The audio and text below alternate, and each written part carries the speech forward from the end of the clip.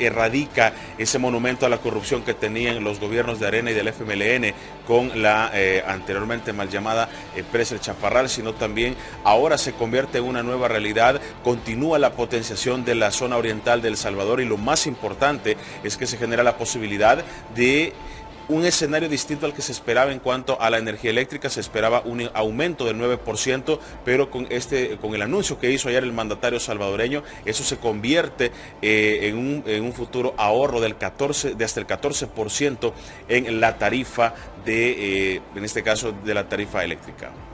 Vemos como el presidente de la República decía, esto va a generar un impacto positivo en la economía y cubrirá necesidades energéticas de diferentes comunidades. Tuvieron que pasar 11 años para decir misión cumplida y darle este recurso, esta obra a los salvadoreños, Estefan. Así es, Nelson, son acciones que demuestran el compromiso del mandatario con la economía nacional, en donde se van a beneficiar a todas las familias salvadoreñas, específicamente en el oriente de El Salvador. También se espera que este día se lleven diversas modificaciones legales, esta iniciativa de ley que hemos mencionado a la Asamblea Legislativa. También es de mencionar que el precio de la energía en El Salvador, ya lo mencionabas tú, se va a reducir en un 14%. Así lo anunció el presidente Bukele a la nación durante el inicio de operaciones del 100% de la nueva central hidroeléctrica 3 de febrero. En el nombre de Dios. Lo que fue erigido como un ícono a la corrupción en los gobiernos areneros y efemelenistas se constituyó en un monumento a la transparencia y eficiencia del gobierno del presidente Nayib Bukele. Nos tardamos 4 años, lo que otros no pudieron hacer en 20. Y gracias a Dios la logramos terminar con eficiencia, sin corrupción, y convertimos lo que era un monumento a la corrupción de los gobiernos de Arena y del FMLN, lo convertimos en un monumento a la transparencia, a la eficiencia.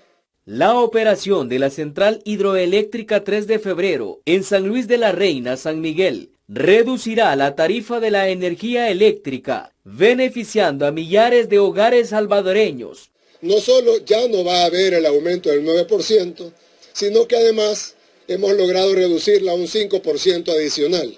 Es decir, la electricidad va a bajar 14% en su totalidad, que es el 9% que se incrementó, que ya no va a surtir efecto. Y ojo, el inicio de operaciones de esta central hidroeléctrica también representa un alivio para la economía salvadoreña, ya que además de la generación de energía eléctrica, amortizará los precios internacionales. Estamos en un mundo de incremento de precios, los hidrocarburos están subiendo, el precio de los combustibles, el precio del gas. Pues justo en el momento de la crisis viene esta obra a ayudarnos a mantener los precios de la energía eléctrica. Esta infraestructura, alimentada por un embalse, crea las condiciones para la atracción de turistas e incentivará las inversiones nacionales y extranjeras. No es una laguna, que es navegable además, es turística. Aquí pueden, de ahora en adelante, es una laguna totalmente navegable, turística, se puede ocupar. De hecho, la calle por la que pasamos nosotros, arriba de la represa, es una calle pública de ahora en adelante. Es decir, la gente, cualquier salvadoreño puede venir con su carro. Esta generadora de energía eléctrica se constituye en una evidencia más de la visión del presidente Nayib Bukele sobre el aprovechamiento de los recursos del Estado en favor del pueblo salvadoreño. Gracias, Edgar Jurado, y podemos ver en las pantallas cómo es de imponente esta presa y sin duda viene a mejorar las condiciones y la calidad de vida de muchos salvadoreños, específicamente en el oriente del país. Recordemos que inicialmente este proyecto costaría $200 millones y tendría 4 años de construcción, pero luego entró el FMLN y ocurrió más corrupción, incrementando su precio a $400 millones. Luego hubo más fallos técnicos, subiendo el precio de 400 a 600 millones de dólares, así lo explicaba el presidente Nayib Bukele, afirmando que las obras así se pueden realizar cuando existe transparencia y compromiso dentro de un gobierno, Ricardo.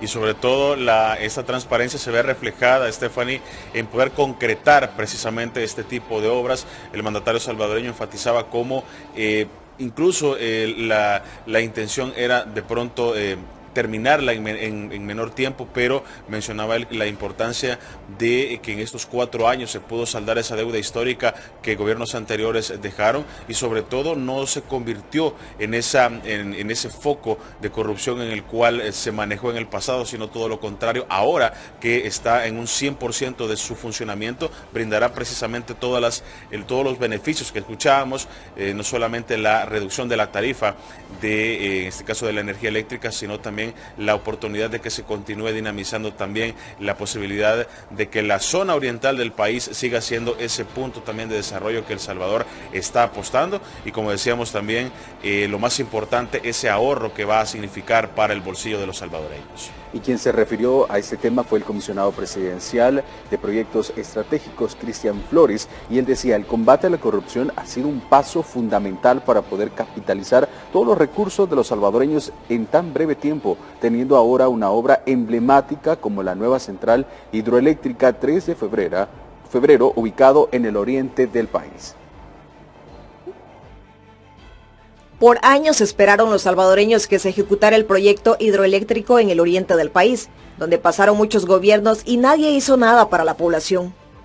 El presidente Nayib Bukele tuvo que tomar la iniciativa en la nueva central hidroeléctrica 3 de febrero, donde se tendrá un impacto positivo en la economía y cubrirá necesidades energéticas de diferentes comunidades. Son 66 megawatts que tiene energía. Esto demuestra de que cuando las cosas se hacen bien, cuando se hacen de manera eficiente, bajo el liderazgo y la visión de un presidente que quiere lo mejor para los salvadoreños, estos son los resultados. La primera piedra del proyecto fue colocada en 2008. Esa acción simbolizaba el inicio de la construcción, una obra inconclusa, con cientos de millones de dólares gastados y personas de comunidades inconformes por las promesas incumplidas. Pero gracias a este gobierno se pudieron ejecutar y darle una solución. Pero ahora tenemos un presidente que quiere lo mejor, que incluso esta obra generará un ahorro muy importante, de inmediato del 5% para los salvadoreños, y si vemos a largo plazo hasta un 14% en cuanto al ahorro, porque llega directamente a conectarse como una batería a la matriz energética de nuestro país. El antiguo nombre de la presa, El Chaparral, quedará en la memoria del pueblo salvadoreño como el sello de la corrupción de los gobiernos de Arena y FMLN. Millonaria inversión que, tras el esfuerzo estratégico del gobierno del presidente Nayib Bukele, logró ser rescatada y refundada con el nombre 3 de febrero, logrando convertirla en el símbolo de transparencia y de desarrollo para el país. Hoy estamos colocando la primera piedra. El 30 de septiembre de 2008, el encarcelado expresidente Elías Antonio Saca colocó la primera piedra del proyecto El Chaparral. El contrato de la obra estipulaba que el monto presupuestado de la construcción no podía cambiar y debía de estar lista en 2013. El préstamo inicial para la construcción de la presa fue de 207 millones de dólares, de los cuales 163 millones fueron de un préstamo al Banco Centroamericano de Integración Económica, con un periodo de gracia de 4 años y 20 años plazo para pagar la deuda. Porque tenemos que ser responsables con la seguridad de esta presa. Sin embargo, este ambicioso proyecto desde su inicio tuvo un trasfondo oscuro. Para la adjudicación estuvo marcada por amaños y escasos estudios técnicos en la zona. Se esperaba que la presa cumpliera con capacidad para producir 67 megavatios y se anunció como una solución para el alto costo de la energía en el país. El proyecto fue otorgado a la empresa italiana Astaldi, que un año y medio después de haber iniciado los trabajos, alegó que dejaría la construcción por fallas en el suelo, y al final de la gestión de Tony Saca, el proyecto no tuvo ni un 20% de avance. Gracias, Luis, por la información. Y una vez más quedó demostrado que Arena y el FMLN solo son un bloque que vela por sus intereses únicamente, ya que a pesar que la corrupción detrás de la presa El Chaparral inició con la administración del Tricolor, continuó sin reparo cuando Mauricio Funes asumió el poder. La gestión de Mauricio Funes del 2009 al 2014 está salpicada por múltiples actos de corrupción y desfalco al Estado, siendo la presa El Chaparral uno de los casos más emblemáticos. Al llegar al poder y tener conocimiento de las anomalías que se registraban en torno a esta presa, no solamente decidió quedarse callado, sino que además vio en la situación una oportunidad para continuar robando el dinero del pueblo. Según las investigaciones, Funes ordenó el pago de más de $100 millones para evitar el litigio con la empresa Astaldi, encargada de la inconclusa obra, y lucrarse al mismo tiempo con el acuerdo. La negociación hecha entre el presidente de CEL de ese entonces y representantes de la empresa dejó ganancias de más de $3.5 millones en concepto de dádivas. La obra debió haber costado $130 millones. Sin embargo, su valor ascendió a los $700 millones. El dinero obtenido por el acuerdo, según las pericias, fue utilizado para la compra de propiedades e incluso para montar un spa. En este caso, también se vio involucrado Miguel Menéndez, mejor conocido como Mecafé, quien por cierto paga una condena de 8 años en la cárcel. Ada Michelle Guzmán, José Leopoldo Zamur, además del expresidente Funes, se encuentran prófugos de la justicia. Sin embargo, gracias a las reformas aprobadas recientemente, ellos son procesados como reos ausentes. Y tras muchos años de espera para poder realizar esta obra a través de diversos procedimientos que realizaron mandatarios de Arena y del FMLN, podemos observar cómo estos procedimientos llenos de corrupción no llegaron a nada. Y es de destacar que el presidente Bukele ayer, cuando encendía la presa, mencionaba que desde que ellos asumieron este rol para poder hacer esta construcción, la obra aproximadamente cuesta $800 millones, Ricardo. Y esto puede catalogarse perfectamente, Stephanie, con lo que estabas detallando, como un paso más y sobre todo un triunfo más de este gobierno en esa guerra contra la corrupción, ya que no solo se trata de dar a conocer todas esas prácticas del pasado que se generaban por parte de estos corruptos que se aprovecharon precisamente de sus cargos públicos para enriquecerse, sino también la oportunidad de poder devolverle al pueblo salvadoreño lo que le corresponde, en este caso este tipo de obras que le permite precisamente generar las condiciones para que en una situación de crisis internacional inflacionaria le permite precisamente tener minimizar precisamente los impactos que está teniendo, y con esto el presidente Bukele lo mencionaba, una obra que fue realizada con total eficiencia y sobre todo sin corrupción, algo que lógicamente en este tipo de casos los organismos internacionales no se pronuncian, ya que lógicamente está dando más pasos a El Salvador hacia el desarrollo que busca. En 20 años no se pudo realizar esta obra para los salvadoreños. Fue en administración en 4 años que el presidente la concluyó. Al inicio, él mencionaba, cuando estaba inaugurando esta presa, que mejor hubiese salido dinamitar esta obra, esta presa, porque estaba en el abandono, no había algo concreto, pero decía, hay contratos con compañías, es mejor retomar, y es por eso que decía que costaba alrededor de $800 millones y se tardó alrededor de 4 años para entregar esta obra a los salvadoreños. Más de una década fue puesta la primera piedra en el proyecto de la presa El Chaparral, que se convirtió en un monumento a la corrupción en los gobiernos de Arena y el FMLN. Ahora por fin la obra se convierte en realidad y se concluye lo que la oposición, mientras estuvo en el poder, se negó a realizar, obteniendo solo beneficios personales. Por fin tenemos un gobierno honrado, un gobierno decente. Fue el lugar donde se aprovecharon los funcionarios y los presidentes de aquella época para robarse cientos o miles de millones. Y la situación continuó y se empeoró en los gobiernos del FMLN. El gobierno del presidente Nayib Bukele ha materializado la apuesta para que el país genere y mejore energía limpia provenientes de fuentes renovables, fomentando el desarrollo de manera integral del sector empresarial y también para la población en general. Tenemos más detalles, veamos.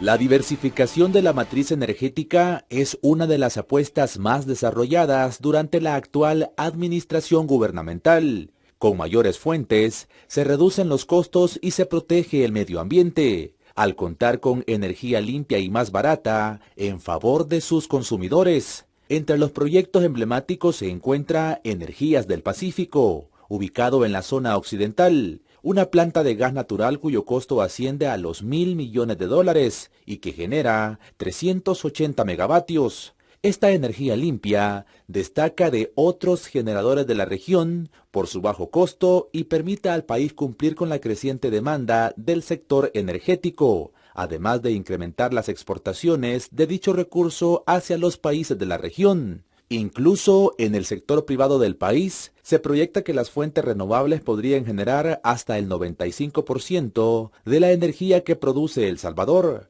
En corto plazo, la geotérmica, hidroeléctrica, eólica, biomasa y solar aportaron casi el 70% de este recurso. Actualmente el país registra inversiones en plantas de energía solar y se suma con fuerza a la hidroeléctrica. Nuevo horizonte. Obviamente está dando beneficio y derrama económica a otros sectores. Y sin duda que vamos a estar pendientes cuando ya se habiliten estos espacios, que el presidente cuando da una orden, pues todas las carteras de Estado se tienen que activar para poder darle ese beneficio a la población salvadoreña. Son las imágenes impresionantes que teníamos en pantalla de la central hidroeléctrica 3 de febrero, donde usted, ya decía el presidente, puede ir, conocer, tomarse fotografías, disfrutar del río Torola. Tuvieron que pasar más de 20 años para tener concluida esta obra y que se realizó en 20 años. Es el monumento a la transparencia, lo mencionaba el presidente de la República, Nayib Bukele, el día de ayer cuando daba por inaugurada esta obra, y que también va a permitir una reducción del 14% en los costos del precio de la energía eléctrica. Sin duda que son buenas noticias para El Salvador, y buenas noticias son las que vamos a compartir también esta mañana.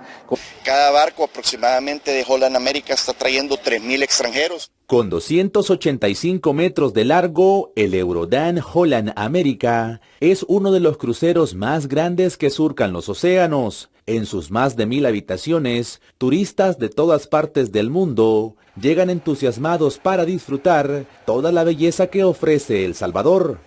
El país ya lo estamos posicionando en muchas aristas, en temas turísticos también, y una arista o una parte fundamental en todas partes del mundo son los cruceros.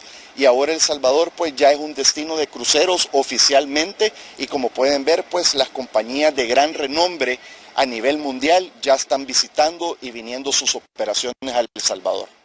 Con la industria turística en expansión, la temporada de cruceros 2023-2024 inyecta divisas a la economía nacional, además de estimular el crecimiento de los pueblos. El sector turismo deja muchas divisas pues en todo el mundo, pues, y en El Salvador era un rubro que se había descuidado por décadas y por años, y que ahora en este gobierno el presidente Bukele se ha reforzado.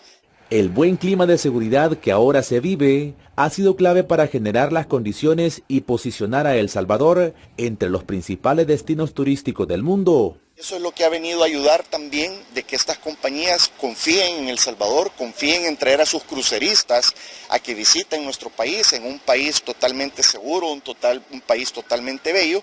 Los cerca de 3,000 turistas que viajan a bordo del Eurodan Holland America se convierten en embajadores de El Salvador por el mundo, al difundir la belleza turística, cultural y arquitectónica que posee el país. Unos 60 millones de dólares asignados al Ministerio de Educación pasan al Ministerio de Obras Públicas y la Dirección de Obras Municipales, de acuerdo a lo avalado por la Asamblea Legislativa a iniciativa del Ejecutivo. Nosotros hemos reorientado partidas, incluyendo esto más otras más, sobre todo varias de préstamos internacionales, del BESI, del Banco Mundial y del BID, aparte de fondos GOES, y los hemos reorientado a que sean manejados por el MOP y por el ADOM, que son ministerios que su vocación es la construcción de obras. Y es que el gobierno sigue en marcha con la construcción y remodelación de centenares de centros escolares, algo que por naturaleza no es parte de las funciones del Ministerio de Educación. Solo para darles un ejemplo,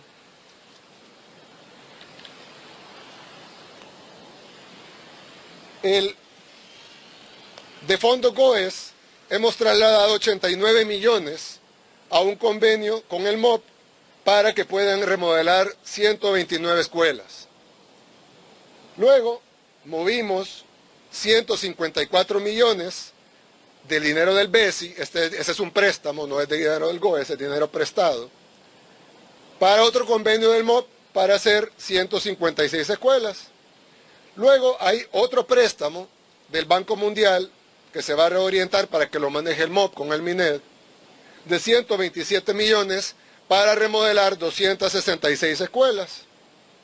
Y luego hemos reorientado un crédito del BID hacia la DOM de 80 millones para remodelar 60 escuelas. Así, el presidente explicó que hay ministerios que no pueden ejecutar ciertas funciones que son propias de otros, y es a ello que se deben las reasignaciones presupuestarias. Por ejemplo, el Ministerio de Salud es para atender la salud de la población, ya sea preventiva o curativamente, pero difícilmente va a ser bueno construyendo, así como lo es el MOP o la DOM. Entonces, igualmente acá, hay muchas instituciones, llámese DOM, llámese MOP, llámese de Fondo GOES, que son las obligaciones generales del gobierno, llámese los préstamos, que para que den préstamos nuevos hay que abonar los viejos, llámese Presidencia, llámese Despacho de la Primera Dama, llámese Secretaría de Innovación. Necesitamos reorientar fondos para poder cumplir con todos estos proyectos. Se deja claro que no hay recortes presupuestarios, solo reasignaciones que dan lugar a la continuidad de diversos proyectos, por lo que una vez más se desmiente el discurso malintencionado de algunos medios y de la oposición, de acuerdo con el mandatario. Los diputados al momento de justificar su asignación presupuestaria. 352.4 millones de dólares para inversión pública, gastos, funcionamiento y operaciones serían 19.1 millones de dólares y transferencias son 271.9 millones de dólares. El Ministerio de Obras Públicas ejecutará más de 643.488.687 dólares. De estos, 42.50 millones de dólares serán para calles y caminos rurales. En el periférico Gerardo Barrios se invertirán 18.89 millones. En infraestructura educativa se contemplan 19.62 millones y 14.54 millones para obras de prevención, entre otras cosas.